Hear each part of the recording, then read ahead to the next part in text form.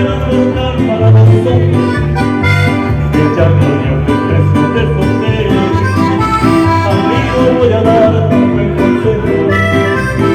quieres disfrutar de tus placeres, consigue una pistola si es que quieres, o cómprate una daga si prefieres, y vuélvete asesino